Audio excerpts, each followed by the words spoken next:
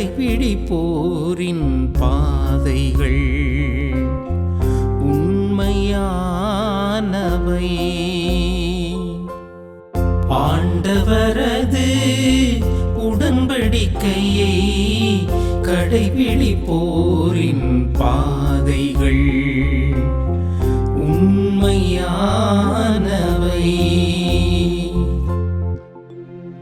ஆண்டவரே,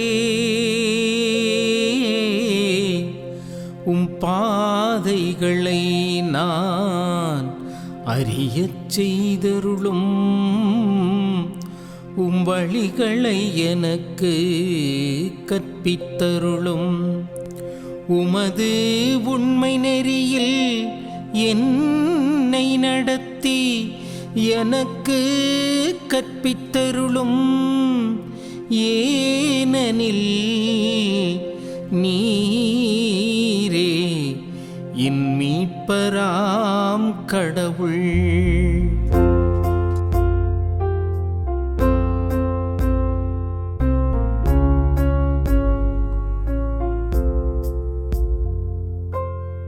ஆண்டவரது உடன்படிக்கையை கடைபிடிப்போரின் பாதைகள் உண்மையானவை. ஆண்டவரது உடன்படிக்கையை கடைபிடிப்போரின் பாதைகள் உண்மையானவை. ஆண்டவரே, உமது இரக்கத்தையும் உமது பேரன்பையும் நினைத்தருளும். ஏனெனில் அவை தொடக்க முதல் உள்ளவையே. உமது பேரன்புக்கு ஏற்ப என்னை நினைத்தருளும். ஏனெனில் ஆண்டவரே, நீரே நல்லவர்.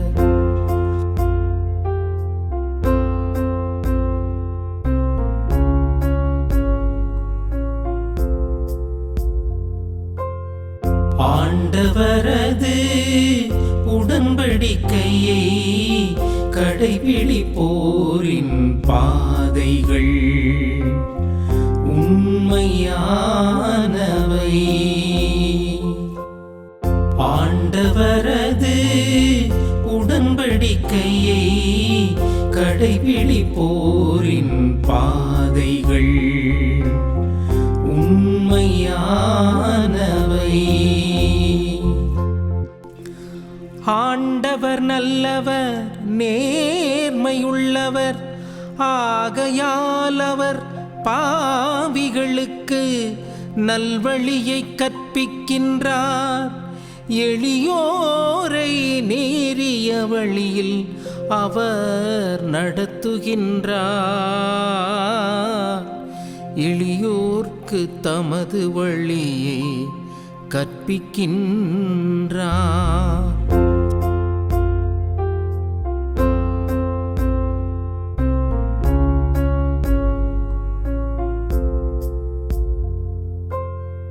ஆண்டவரது உடன்படிக்கையை கடைபிடிப்போரின் பாதைகள் உண்மையானவை. ஆண்டவரது உடன்படிக்கையை கடைபிடிப்போரின் பாதைகள் உண்மையானவை. இறைமகன் இயேசு கிறிஸ்துவில் எனக்கு இனிமையானவர்களே, இந்த தவக்காலத்திலே உங்கள் அனைவரையும் இந்த திருப்பாடல் மூலம் சந்திப்பதில் நான் மகிழ்ச்சி அடைகிறேன். உங்கள் அனைவருக்கும் என்னுடைய வாழ்த்துக்களும் ஜெபங்களும். தவக்காலத்தினுடைய முதல் ஞாயிற்றுக்கிழமையில் நம்முடைய தியான சிந்தனைக்காக கொடுக்கப்பட்டுள்ள திருப்பாடல் 25. இந்த திருப்பாடல் முழுவதுமே ஒருவர் ஆண்டவரிடத்திலே ஒரு பாதுகாப்புக்காக இறைவேண்டல் செய்வதாகவும், தன்னுடைய பாவங்களுக்காக மன்னிப்பு கேட்பதாகவும் பகைவரிடமிருந்து அவரை பாதுகாக்க வேண்டி செய்கின்ற ஒரு இறைவேண்டலாக அமைகின்றது. நம்முடைய ஆண்டவர் மன்னிப்பின் ஆண்டவர், கனிவானவர், பரிவுடையவர். இதெல்லாம் நம்ம ஏற்கனவே படிச்சிருக்கிறோம். பல இடங்கள் இதை திருப்பி விவிலியம் சொல்லுகின்றது. குறிப்பாக இந்த திருப்பாடலில் நம்ம என்ன கற்றுக்கணும், என்ன தியானிக்கிறோம் அப்படின்னா, கடவுள் எப்பொழுதும் நம்மை மன்னிக்கின்ற மனம் கொண்டவர். அவர் நம்மை தண்டிக்கலாம், ஆனால் தண்டித்தாலும் நமக்கு மன்னிப்பு உண்டு என்ற ஒரு உறுதியான நிலைப்பாட்டை இந்த திருப்பாடல் நமக்கு கற்றுக் கொடுக்கின்றது.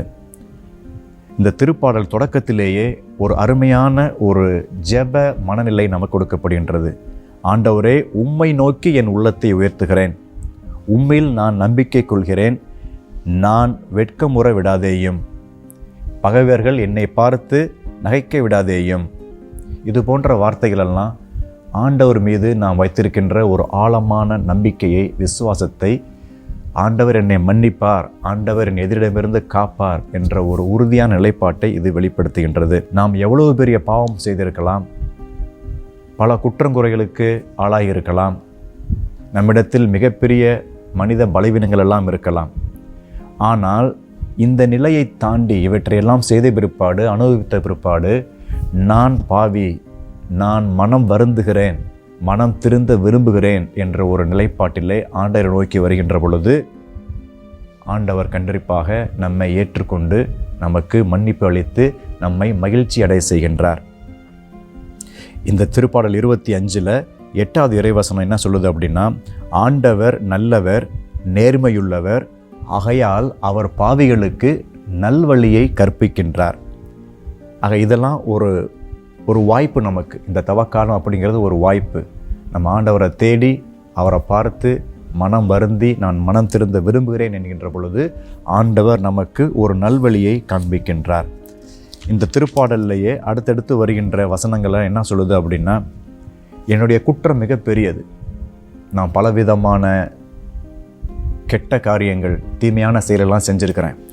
குறிப்பாக என்னுடைய இளமை காலத்தில் நான் அதிகமாக பாவம் செய்திருக்கிறேன்.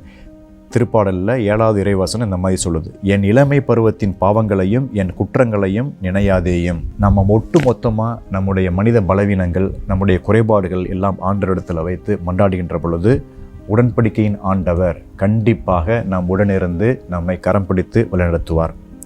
நாம் அந்த குற்ற பழி உணர்விலிருந்து வெளிவந்துடணும். ஆண்டவர் என்னை மன்னிச்சிட்டார், நான் மன்னிக்கப்பட்ட ஒருவன் என்பதை நாம் மனதில் கொண்டவர்களாக ஆண்டவரிடத்திலே ஜெபிப்போம்.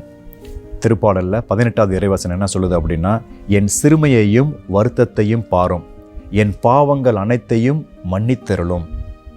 ஆக இந்த திருப்பாடல் முழுவதுமே நமக்கு ஒரு தைரியத்தை கொடுக்குது.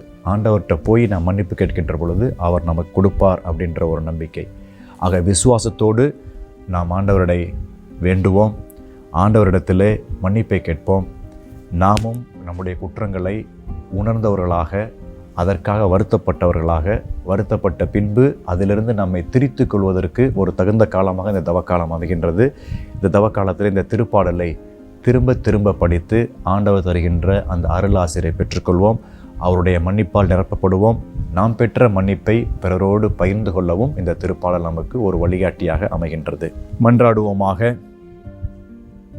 எங்கள் அன்பு ஆண்டவரே, இந்த திருப்பாடல் வழியாக எங்களுக்கு ஒரு புதிய உற்சாகத்தை, புத்துணர்வை கொடுத்ததற்காக நாங்கள் உமக்கு நன்றி செலுத்துகிறோம். இந்த திருப்பாடலுடைய ஆசிரியரோடு சேர்ந்து நாங்களும் எங்கள் கூக்குரலை உம்மை நோக்கி உயர்த்துகிறோம். எங்களுடைய குரலுக்கு செவிசாய்த்தருளும். உமது பெயரின் பொருட்டு எங்களுடைய குற்றங்களை எல்லாம் மன்னித்தருளும். எங்களுடைய சிறுமையையும் வறுமையையும் போக்கியருளும். இந்த தவக்காலத்திலே நாங்கள் உம்மை அண்டி வந்தவர்களாக, உம்முடைய இரக்கத்தில் எங்களையே கரைத்து கொண்டவர்களாக, உமது மன்னிப்பை உணர்ந்தவர்களாக, உணர்ந்த மன்னிப்பை பிறரோடு பகிர்ந்து கொள்ளக்கூடிய தாராள மனதையும் தைரிய மனதையும் எங்களுக்கு தந்திருளுமாறு எங்களுடைய ஆண்டவரும் உம்முடைய திருமகனுமாகிய கிறிஸ்து வழியாக உம்மை பார்த்து மன்றாடுகிறோம். ஆமென்.